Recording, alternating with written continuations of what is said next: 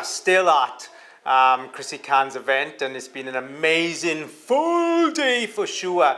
And you know, sometimes they say save the best for last, but I don't know if I can say that because everybody's been so good. But Peter Russell, I thought you'd gone home, and the fact that you're still here is a bonus for myself because I really wanted to get you on to do a deep dive with you to really deep dive into the essence of sales, where it gets lost. And basically, you've made a very successful business from the depth of understanding of sales, how you can, you know, teach that, coach that, train that out, whatever you want to be. But you know, you're a 10x business coach, speaker, mentor, 10x business coach. You got all kinds of things going on here with yourself. And you know, when we think about the SME world, and let's touch in there for a minute. Yeah. You know, they say that an SME business vulnerable 2 years, vulnerable 5 years, and all these things. You know, they talk about the rate of failure within the SME world. But here's my thought, and as we dive into it, actually any business can be successful if you have the understanding of how to sell. Yes. There's like 50-50 chance to it still. If you have an ability to sell, you can generate revenue. It's as simple as that. Yeah. Yet you still may not be able to outsell all of the inefficiencies in your business. Oh, wow. So you can actually generate a lot of money, then lose most of it or all of it by setting the business incorrectly. Wow. Well, do you know that in 30 seconds, I've probably had, well, man, you have just invoiced me for £5,000 because I've just, in 30 seconds, I've learned so much already, which is, you know, why people go from zero to Milo back to zero almost overnight. Because whilst you can make a sale, you also, your sales, if the business isn't right, it's actually just trying to sell your inefficiencies within the business. Yes. Wow. You have, take a look at the most successful companies out there, or even if you will forget about the most successful ones, the ones which are around the longest. They either have a phenomenal ability to generate revenue, Okay. or they are set up in a very efficient way. Okay. Because if you can outsell your inefficiencies, you can technically stay afloat forever. Okay. I say technically because it may not be the case. And this is coming down to understanding what's the actual real evolution journey of a business. Okay. Are we talking though, you know, a larger corporation now rather than a small SME kind of something? Any business. Any business. This is it. The evolution of a business, same as a human, is a given thing. So you go from being a baby to being a child, then a young person, then fully grown up human, old, and eventually you will end up being dead. With That's the reality of it, yeah. Yes, and it's a given. You can't argue with this. With business, there's a similar process. So from the technical perspective, first stage of a business is the business being successful. What does success mean? Success means when you are able to create a product or a service other people are willing to exchange money for, you've been successful. Okay. If you do it once, great. You've been successful, you can tick the box. Next step is the business being sustainable. Okay. Sustainable means that you are able to find more and more people for the same product or service and sustain the business for long periods of time. Okay. Problem with sustainability is that things like inflation and price rises will eventually eat up your profit margins, and when they will hit zero or turn negative, your business is gone.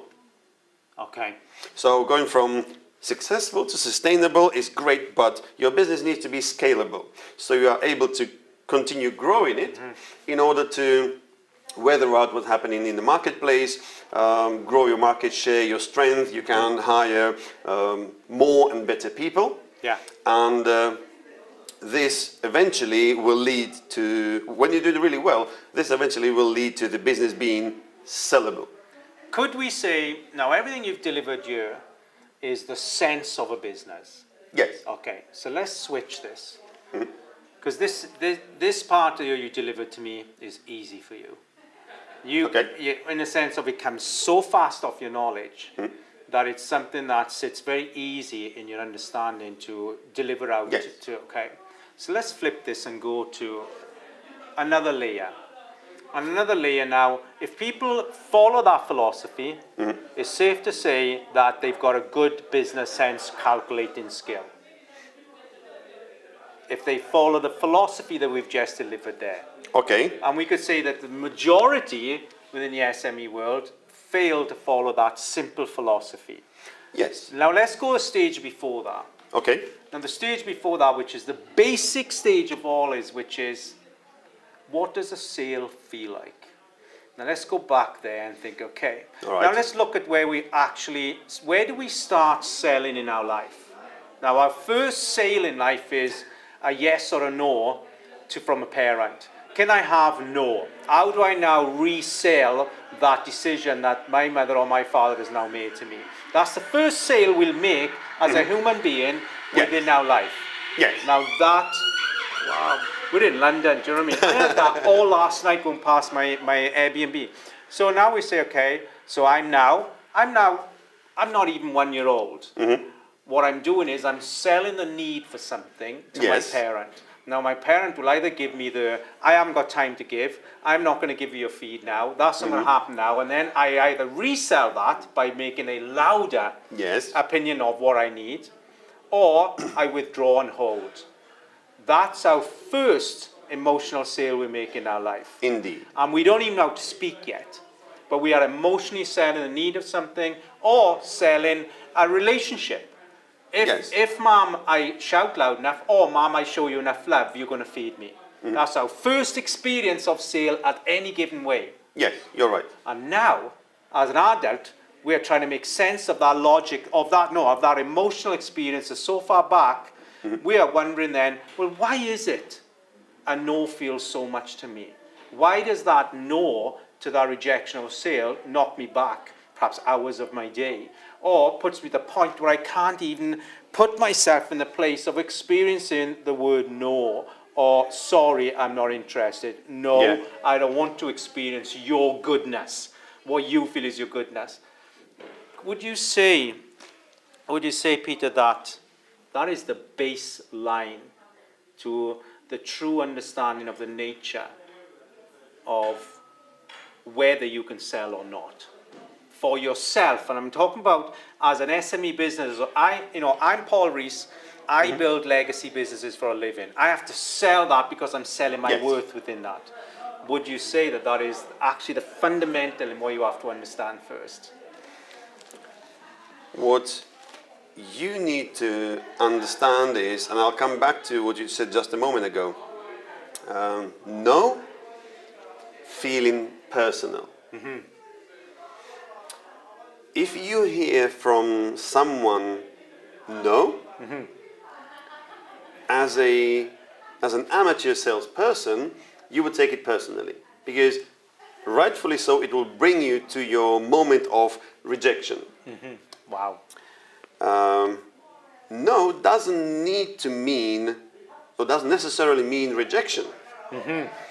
It may be no, not now, or no, there's not enough product or service, maybe different color or something else, or simply there's no information.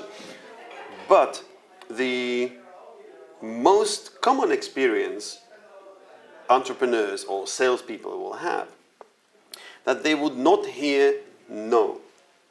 There will be something else. And 80% of deals get lost due to no decision. Wow. And then that comes from an assumption though, yeah? Assumption they haven't got enough money to pay for my product. An assumption they're going to say no. So effectively, as a salesperson or an entrepreneur in my business, I am sabotaging the answer before I've even had it because of my disappointment in my no's in my childhood. Not necessarily. I love that you're challenging back. It is, it's food because it tells me you're thinking into it. It's fantastic. Part of it, maybe, you're right. However, when you will lose most of your deals, you will hear, I need to think about it. Or simply, there will be stalls and objections which you will find yourself unable to handle. Okay. When you say unable to handle, do you mean emotionally or do you mean just logically? Both. Oh, wow. Which is the most though? Emotionally unable to handle or logically unable to handle? Depends on how serious a professional you are. Most people at the beginning of their sales career will find it difficult to handle or unable to handle emotionally. When we talk about a sales career now, so it's clear for our viewers what we're saying here. Whether you're an entrepreneur, single solo business, whatever it is, if you have a product and you're delivering, you're selling, that's what we mean by sales career. Yes. Okay. And as in every career, whether you're a footballer, artist, musician, or you're a salesperson, there's different levels to it. Okay. Okay. So let's take sports. Yeah, this is something everyone could relate to. First, you will learn that there's a game called football. Then you will start looking at it and say, what are these 11 people doing chasing that ball? Then you will learn the rules. Then you will start playing a little and say, actually I like it. Then you will decide, I want to be good at it. Eventually you will come to a decision, okay, I want to be seriously good at it, so you'll start competing at an amateur level, and maybe you will come to a point where you will decide, you know what, I want to go pro. Okay. Same thing in sales.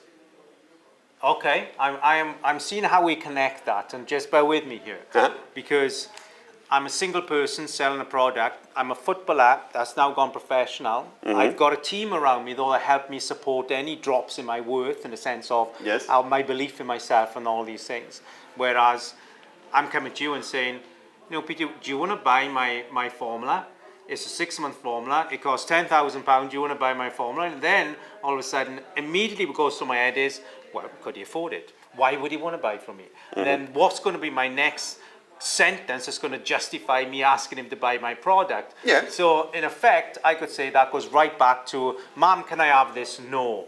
Oh, okay. Then how can I justify I want that? No, don't justify it. You're not having it. That then somewhere has got to be replaying back into my emotional sale that doesn't create a sale. Yes. And we are becoming more, AI, we could say artificial intelligence is prime within our life now, but also what I'm seeing, young people, and I say young people, I have 2 daughters, 21, 23, and I'm appreciating how more open-minded they are, but also how the word wellness, well-being, these things are now become part of the business environment, part of the corporate environment. So effectively, we're becoming more open to the emotional sale. Yes. So what we're saying is that people of my generation, because I'm 55 years old, find it harder to sell now. Because before it was like, yes, I'll buy, that was it. Now there has to be an emotional connection. And I've been brought up to analyze the word no and the rejection. So do you see there is a need for a greater understanding of yourself as a human being, your emotional self, to have alignment in sales? Indeed. You have literally just described something what we professionals call the most important sale. Oh, I have? Yes. And that's selling yourself. That's convincing yourself that your product and service, number one, is good enough. It solves the problem for whoever is in need, and simply you will do anything it takes to help that person solve their problem. Yes, even if it means me taking a cut. Because sometimes I am discounting before I've even started my sale. Because now I'm selling from assumption. Assuming they can't afford my product. But that again comes from, I'm assuming then my mother can't give me that because she hasn't got the money, or she hasn't got the chocolate, she hasn't got to be able to do that for me. I had to have that assumption, because if she said no, and then said no again, I had to make up why that was a no. Yes, precisely. And Did you ever ask, by the way? No, it was no. You know, if your mom said no to you, then it was like, I couldn't ask. Yeah. And now, if you could see that's playing out in my sales, and not just me, another 99% of the SME world will some shape or form, we could say, have that emotional disconnect in what reduces or doesn't make sales. Yeah. The problem is always in not understanding what do people say no to. Is it the product? Is it the price? Is it the terms? Wow. There's so many aspects to it. If you never ask, okay, what is it you're saying no to, then you would never ever have a chance to handle this and overcome it. And this is what actually differentiates professionals from amateurs. As an amateur, you just stop trying. Yes, you immediately. But as a professional, then you would say, well, but is that then pushing? You know, if somebody says, well, no, okay, so what is it you're saying no to? Well, Paul, it's none of your business. I'm just saying no. Now again, Mom, what are you saying no to? Paul, that's none of your business. I'm just saying no. You see, and the reason why I keep going back there, it's like, what is the solution then? Is it that, too bad, Paul, put your big man pants on and get over what you went through within your childhood? Or are we saying we're in a new place in life where, as a business owner, we have to get a deeper understanding? Yes. So how do we do that? I mean, how do we... Education. Oh, wow. And of ourselves, you mean? Yes, looking precisely. At ourselves. Yeah. You need to educate yourself about all of those things which are happening. If you understand, okay, this is the sales process. Within the sales process, you are taking your prospect from a spot of, I don't even know who you are and why and whether I should give you my time, to, oh, I love it, here's my money. Yeah. And if you know that, okay, it's actually a process, and human psychology dictates the way we make decisions. If you know about it, then you would know, okay, well, in order for the person to say yes at the end, I would need to do this, and this. Yeah. Then it becomes really easy for you, and you literally just go for those things rather than just making stuff up. Yeah. It's literally like, and this is the single point of failure of most small and medium businesses, is that simply they will jump out of an aeroplane and they would expect that by the time they will hit the ground, they'll figure out how to fly and grow the feathers. Oh, wow. That's so true. Yeah. That was me. Actually, still is somewhere. Absolutely. But here's the thing is, so tell me, what is it about the sale that you loved? About the sale? Or did you have to learn to love? And because you understand what a sale is on a different level to anybody I've ever met, because you understand the emotional layering that basically a human being goes through in the yes or no of a sale. Yes. Irrespective of going into the product, you get that. So somewhere you must have been a damn good salesperson as a son. Let's put it this way. I was an amateur salesperson myself before I decided to become a professional.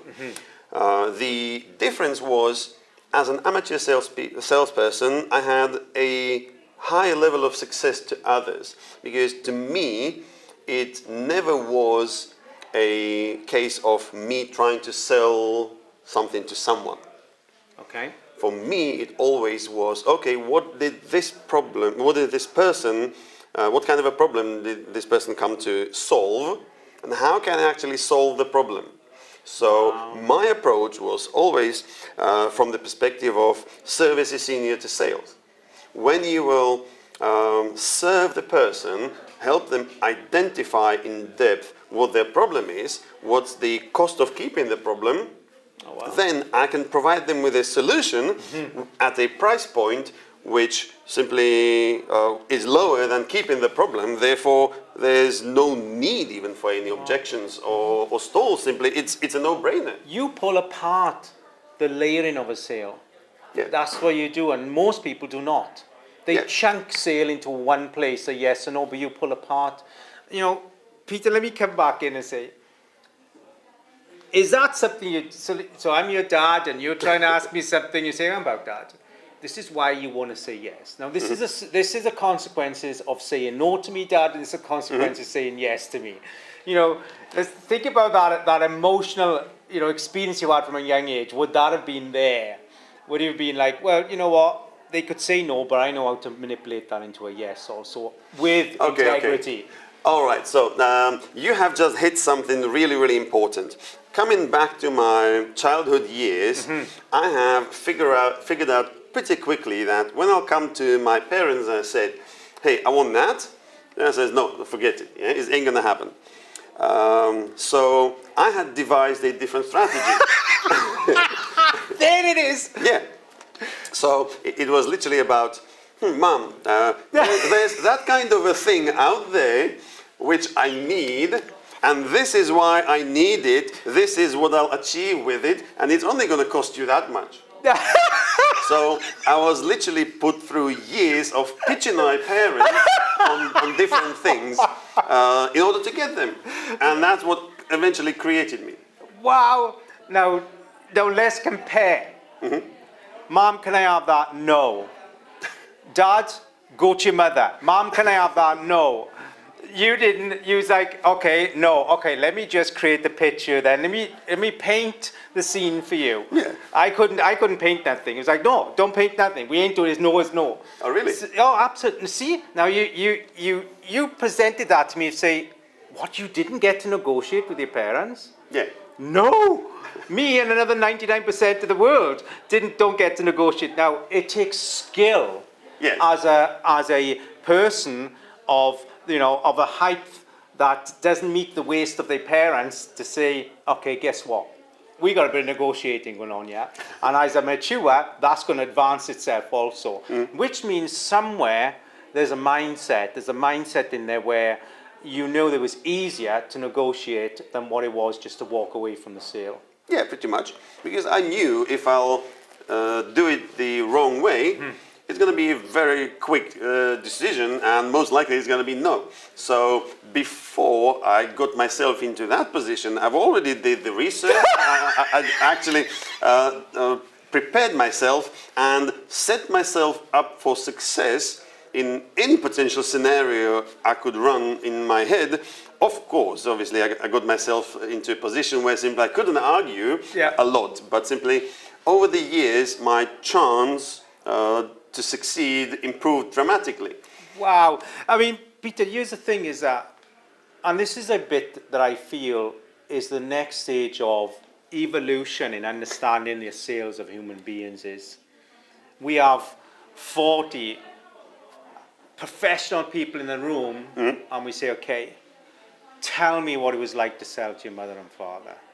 Because that is what we'll be replaying in their business over and over and over. No matter how much training, and it's the same with pocket money.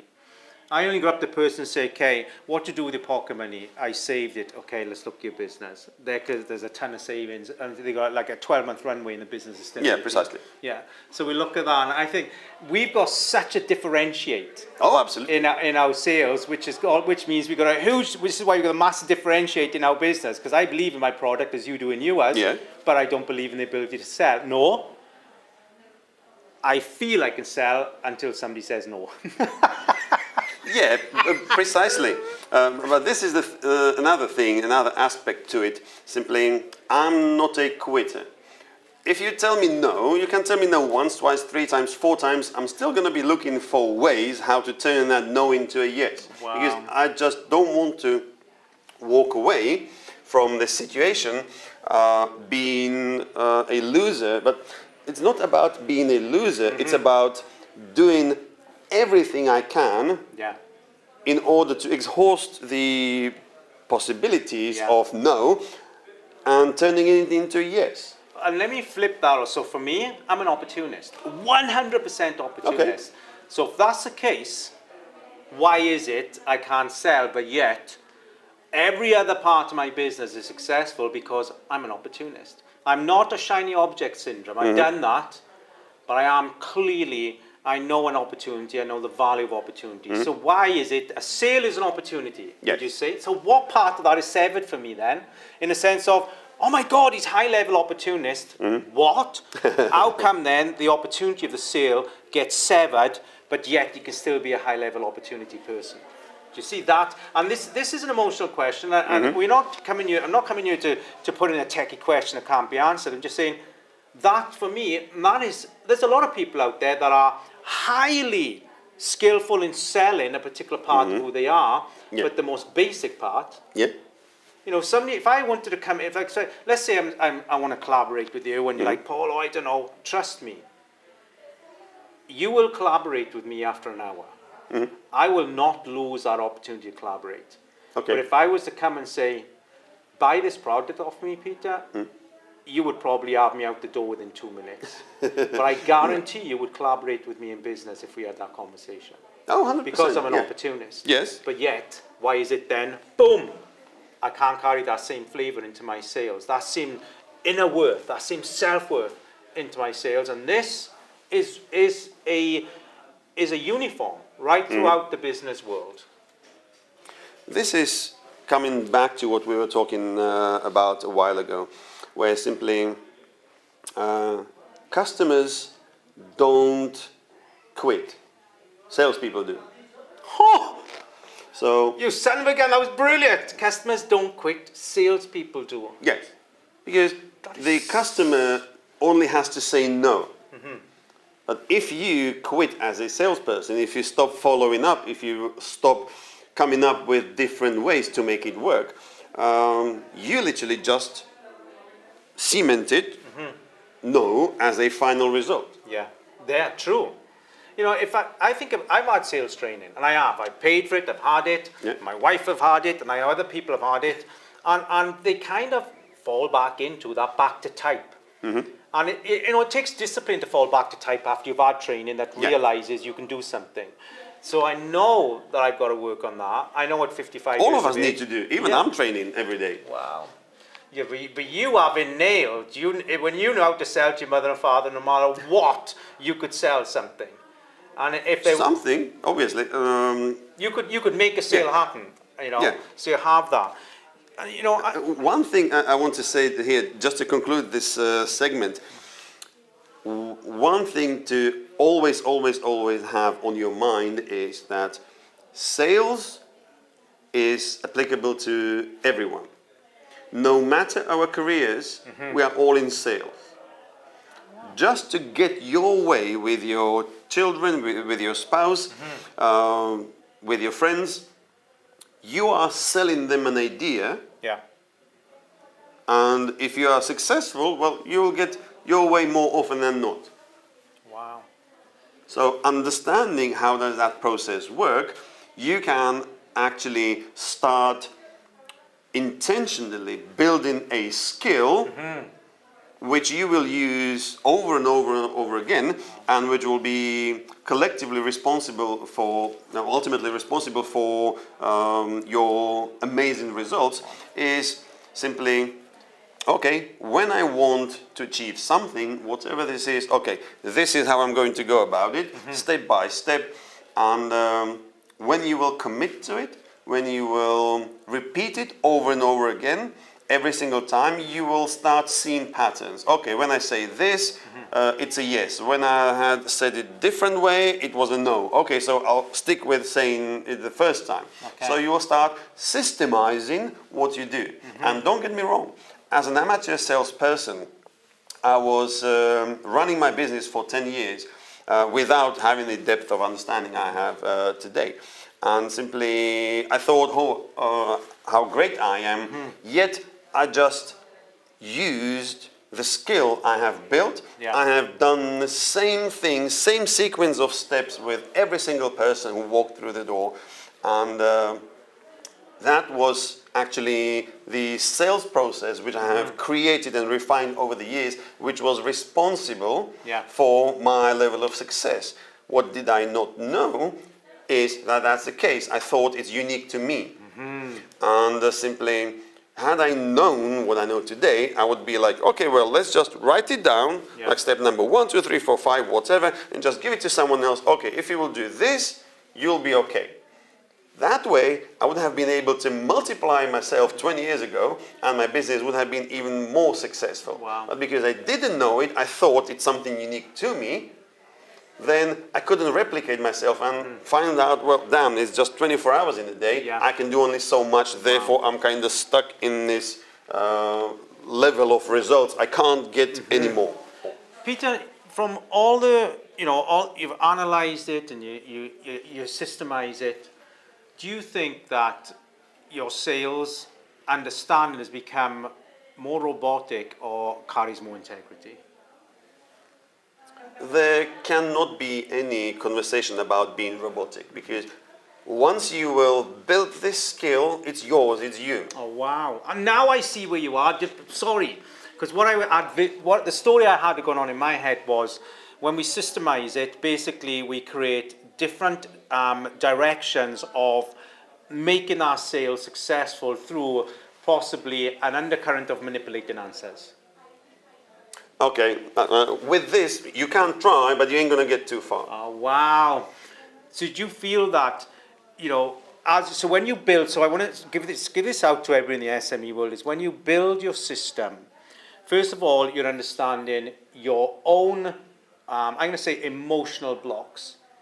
Yes. And also you build a system that carries your worth, your integrity through the Yes. system of how you go from jump from one direction in what our sale is to go into your next approach. Let's call them approaches then, or Okay. layers. So we're saying, okay, so when you start practicing this, first of all, recognize where you feel your own self-rejection. So wait, I can't go any further because that's pushed my boundaries. Yeah. So okay, so when I get a no from this delivery, I now have to look at, okay, what's that emotional trigger? Yes. And then it could be, so then I look at, so I'm approaching from another point of delivery now, which is instead of saying, okay, I'm £10,000 for this, actually it's going to be 6 months for this. Oh, I haven't got time. Oh, so you haven't got time for me. Darn it. Now that's pushed another trigger because I've taken it personally. It's not about, so each, we could say layering is first of all, let's analyze why the trigger is there. Do you Yes. think that's an approach, or do you think I'm going too far with something? You've probably gone a little bit too far. It can become as technical as you are describing it right now. It doesn't need to be. Okay. What it needs to be is you need to come to a conclusion where simply in a simple sequence of a few questions, you will find out the needs and wants from the client, what the nature of the problem is, what do they need to achieve, how much does it cost them to keep the problem, and then just come up with a solution. Okay, if the client can see and understand, you've demonstrated that, look, this is a solution to your problem, it will work, this is how much is it going to cost, then all what's left is, okay, they may not have the money for it, or they would not be comfortable doing business with you. Yeah. Here's what I'm getting from this, Peter, is actually, if you don't go through this system, you're not selling with integrity because you're selling without knowing. Yes. You're just selling to someone without really knowing what it is they need. And you're basically, if you are selling without that conversation, then you're forced to sail in. Yeah, you're a shiny object salesman. Wow. Simply, oh, look at this new iPhone, whatever it is. Simply, you have to have it. And if someone says, well, so what? I have a 3-year-old phone or 10-year-old phone. I see some folks running around with phones which are way before smartphone age, which look like, like the old Nokia Blackberries. stuff. Yeah, or Blackberries, yeah. And simply they are perfectly happy about it because they have their own reasoning. I don't know, it can't be hacked, it can't be done, whatever. Simply, if the person says, well, so what? And what are you going to do about it? Yeah. If it's not something what's seen as an essential, something what's solving a problem which is recognized and the prospect understands the cost of keeping the problem, Yeah. then simply you won't be able to sell anything. Wow.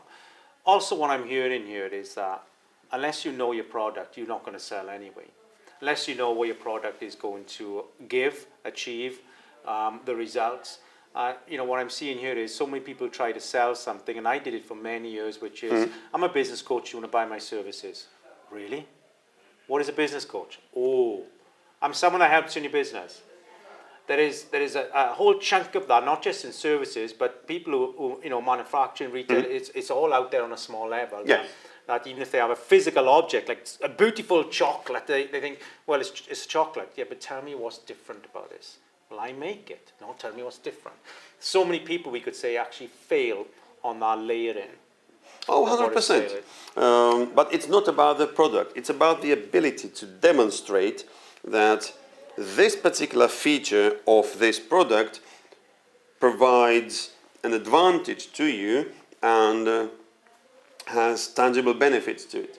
Wow. So simply, we can take one of Steve Jobs' iPhone pitches broken down to pieces, where he's actually doing precisely this.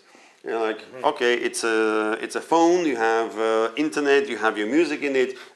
You can take it wherever you want. You can call people, etc., etc. So simply, if you don't understand how features provide advantages, and those advantages lead to tangible benefits in someone's life, people would not be able to see this in their mind. And if they aren't able to picture themselves achieving certain sort of a result using your tool, it may be a no. Yeah. But they may end up buying the same thing from someone else. Wow, that's so true. That's so true. It's unique how you think. It really is. You are a rare person that understands, sales on a very different layering. It's almost spiritual, is what I'd like to say. Okay, but I'm gonna put it in there. It is. It truly is like you see. I'm a member of a sales cult. You layer it like ectoplasm. It is. It's very beautiful.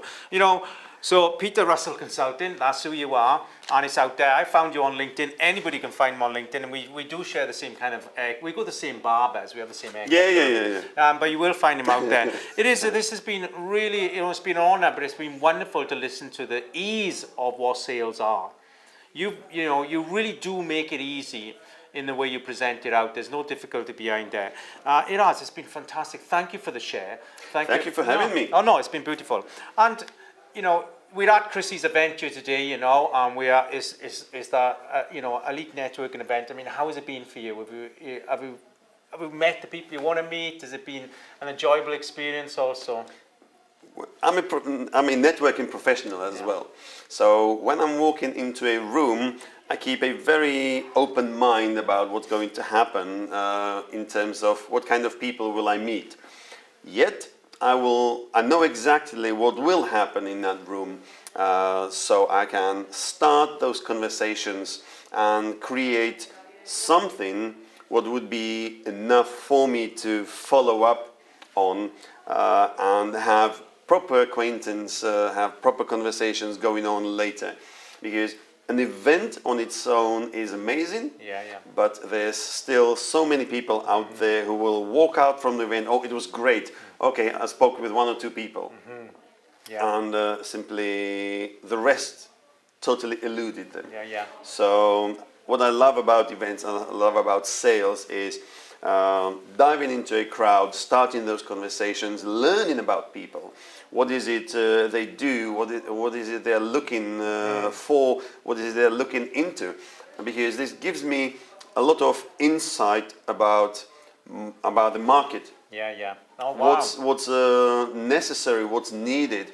And makes me so much more impactful in my job, because simply understanding the market dynamics is giving you the edge where you are able to come up with solutions. Okay, well, people are across the board looking for this, and there's no one actually providing. So that brings me to a position where I can actually share this with others. Say, hey, there's tens of hundreds of people looking for this thing. It's nowhere to be found. If you will start a business doing precisely this, you will be literally wildly successful in a very short span of very short period of time. Wow. And you enjoyed Gold I Chrissy did Carnes indeed, event? yes. It's beautiful. Would you come back? Oh yes, I'm hoping Chris is going to invite me again. Ah, man. As I say, Peter, thank you so much for your time. It's been absolutely awesome. I've really enjoyed listening to your philosophies. It's been amazing, and I'm sure we'll catch up again. We'll cross paths, because I would really love that to happen. So thank you so much, absolutely. Pleasure was entirely mine. I mean, what a gift for today, eh? Absolutely. See you later, guys.